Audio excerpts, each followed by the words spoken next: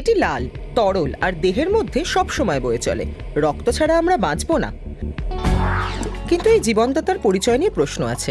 এটি কি শরীরের তরল, নাকি অঙ্গ, নাকি তরল যোজক কলা? কিছু রক্তের গ্রুপ একসাথে মেলে, কিন্তু কিছু আবার মেলে না কেন? তবে নিশ্চিত যে রক্ত ছাড়া আমাদের দেহের পরিবহন ব্যবস্থা ভেঙে পড়বে। এটি পরিপাকতন্ত্র থেকে পুষ্টি সংগ্রহ করে। গ্লুকোজ, মিনারেল, ভিটামিন, প্রোটিন ও ফ্যাটি অ্যাসিড, এবং সেগুলোকে সমগ্র শরীর জুড়ে পৌঁছে দেয়।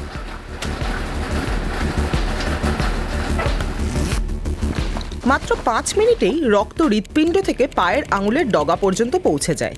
ফিরে আসতে সামান্য বেশি সময় লাগে।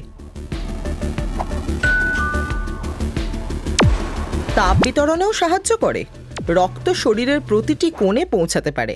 মস্তিষ্কের জন্য সেটা বিশেষভাবে উপযোগী। মস্তিষ্কের হাইপোথ্যালামাস পিটুইটারি গ্রন্থিকে নির্দেশ দেয় রক্ত প্রবাহে হরমোন নিঃসরণ করতে। হরমোনগুলো মস্তিষ্ক থেকে শরীরের অন্যান্য হরমোন গ্রন্থির জন্য বার্তা বহন করে। এতে মস্তিষ্ক অনেক ধরনের শারীরিক প্রক্রিয়া নিয়ন্ত্রণ করতে পারে, যেমন বৃদ্ধি, যৌনতা ও রক্তচাপ। শরীরে অনেক অক্সিজেন দরকার। রক্তের তরল অংশ প্লাজমা এটা একা সামলাতে পারে না। এখানেই লাল রক্তকণিকার গুরুত্ব।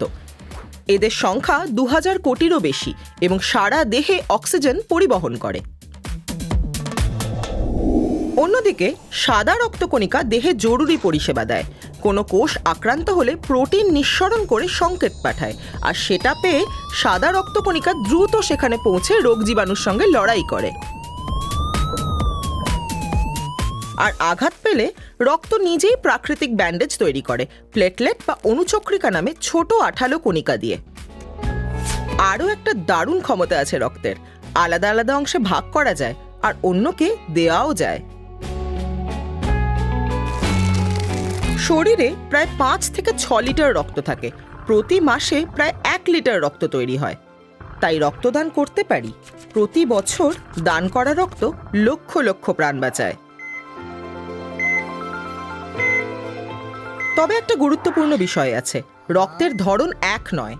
এটি নির্ভর করে লাল রক্তকণিকার ওপর। ওদের গায়ে থাকতে পারে এ বা বি অ্যান্টিজেন, দুটোই বা কোনোটাই নয়। কখনো অতিরিক্ত রিসাস প্রোটিনও থাকে। সব মিলিয়ে 8 ধরনের রক্তের গ্রুপ হয় এবং সব গ্রুপ একসঙ্গে মেলে না। যেমন এবি পজিটিভ রক্তের মানুষ সবার রক্ত নিতে পারেন, কিন্তু ও নেগেটিভ পারে না। তারা শুধু ও নেগেটিভ রক্তই নিতে পারে, না হলে রক্ত জমাট বেঁধে যাবে, যা অত্যন্ত ক্ষতিকর।